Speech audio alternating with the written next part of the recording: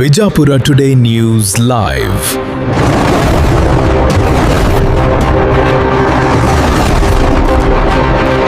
ನಮಸ್ಕಾರ, ನೀವು ನೋಡ್ತಾ ಇದ್ದೀರಿ ಬಿಜಾಪುರ ಟುಡೇ ನ್ಯೂಸ್ ಚಾನೆಲ್. ಈಗ ಹೆಡ್ಲೈನ್ಸ್. ಪ್ರವಾದಿ ಮೊಹಮ್ಮದ್ ರವರ ಬಗ್ಗೆ ಅವಹೇಳನಕಾರಿ ಹೇಳಿಕೆ ನೀಡಿದ ಬಿಜೆಪಿ ನಾಯಕಿ ನಾಜಿಯಾ ಖಾನ್ ವಿರುದ್ಧ ದೇಶಾದ್ಯಂತ ಆಕ್ರೋಶ ಹೆಚ್ಚಾಗಿದೆ. ಪ್ರವಾದಿ ಬಗ್ಗೆ ಅವಹೇಳನಕಾರಿ ಹೇಳಿಕೆಗಳನ್ನು ನೀಡಿದ ಆರೋಪದ ಮೇಲೆ ಬಿಜೆಪಿ ಅಲ್ಪಸಂಖ್ಯಾತ ಮೋರ್ಚಾ ನಾಯಕಿ ನಾಜಿಯಾ ಇಲಾಹಿ ಖಾನ್ ವಿರುದ್ಧ ಮುಂಬೈ ಮಹಾನಗರ ಪ್ರದೇಶದಲ್ಲಿ 2 ಎಫ್ಐಆರ್ ದಾಖಲಾಗಿರುವುದು ಕೇವಲ ಪ್ರತ್ಯೇಕ ವಿವಾದವಲ್ಲ, ಸಮಕಾಲೀನ ಭಾರತದಲ್ಲಿ ದ್ವೇಷ ಭಾಷಣ ಮತ್ತು ಕೋಮು ಪ್ರಚೋದನೆ ಹೇಗೆ ಸಾಮಾನ್ಯವಾಗಿದೆ ಎಂಬುದರ ಜ್ಞಾಪನೆಯಾಗಿದೆ.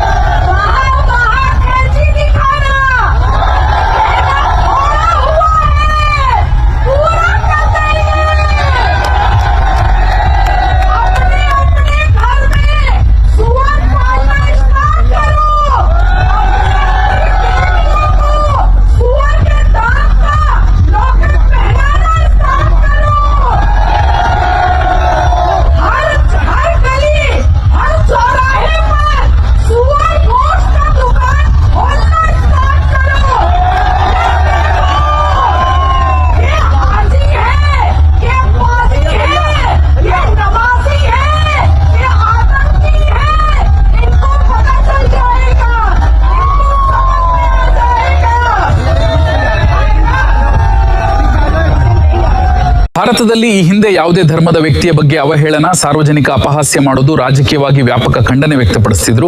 ಆದರೆ ಪ್ರಸ್ತುತ ಆಡಳಿತ ನಡೆಸುತ್ತಿರುವ ಸರ್ಕಾರದ ಅವಧಿಯಲ್ಲಿ ಅಂತಹ ವ್ಯಕ್ಕಾರ ದೂರದರ್ಶನದಲ್ಲಿ ಕಾಣಿಸಿಕೊಳ್ಳುವುದು ಸಾಮಾನ್ಯವಾಗಿದೆ. ಸರ್ಕಾರ ಕಠಿಣ ಕಾನೂನು ರೂಪಿಸಿ ಕೋಮು ಪ್ರಚೋದನೆಗೆ ಕಡಿವಾಣ ಹಾಕಬೇಕಾಗಿದೆ. ಮುದ್ದೇಬಿಹಾಳ ಪಟ್ಟಣದ 19ನೇ ವಾರ್ಡ್ನಲ್ಲಿ ಮುಸ್ಲಿಂ ಸಮಾಜದವರು ಆಕ್ರೋಶ ವ್ಯಕ್ತಪಡಿಸಿದರು.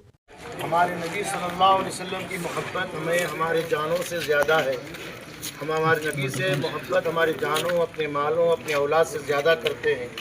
लिहाजा नबी के ख़िलाफ़ कोई बात बर्दाश्त नहीं करते हैं। जो भी औरत या मर्द इस हिंदुस्तान में रहने वाले जो भी मज़हब वाले, उनको चाहिए कि अपने अपने अदब अपने मज़हबों के रहनुमाओं का अदब एहतराम करें। हम भी चाहते हैं कि हमारे रहनुमा हज़रत मोहम्मद सल्लल्लाहु अलैहि वसल्लम हैं, उनका भी अदब हर मज़हब वाले करना चाहिए। लिहाजा मैं नाजिया इलाही से गुजारिश करता हूँ कि अल्लाह से तौबा करें और माफ़ी मांगे कि मुसलमानों के एक बहुत बड़े आदमी हज़रत मोहम्मद सल्लल्लाहु अलैहि वसल्लम के ख़िलाफ़ उन्होंने बहुत सारी गलत बातें कही है।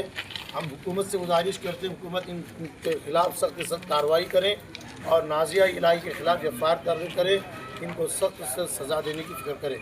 ಬಿಜಾಪುರ ಟುಡೇ ನ್ಯೂಸ್ ಈಗ ಕೇಂದ್ರ ಸರ್ಕಾರದಿಂದ ಅಧಿಕೃತ ನೋಂದಣಿ ಹೊಂದಿರುವ ಯೂಟ್ಯೂಬ್ ಚಾನೆಲ್ ಆಗಿದೆ. ಕ್ಷಣ ಕ್ಷಣದ ಸುದ್ದಿಗಾಗಿ ನಮ್ಮ ಯೂಟ್ಯೂಬ್ ಚಾನೆಲ್ ಸಬ್ಸ್ಕ್ರೈಬ್ ಆಗಿ. ಬಿಜಾಪುರ ಟುಡೇ ನ್ಯೂಸ್ ಇದು ಸತ್ಯದ ದಾರಿ, ಜನಪರ.